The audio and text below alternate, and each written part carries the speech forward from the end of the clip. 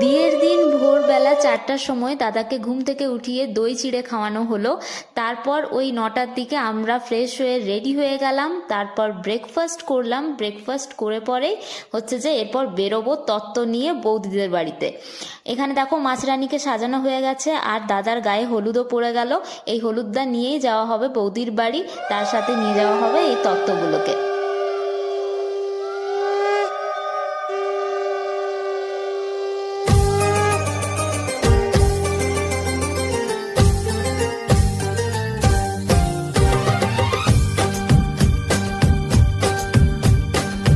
গায়ে হলুদের পর তত্ত্ব নিয়ে আমরা এখানে বেরিয়ে পড়লাম, যাচ্ছি বৌদিদের বাড়িতে।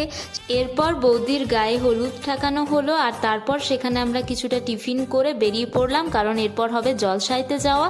তাই পরের ব্লগগুলোর জন্য ওয়েট করো।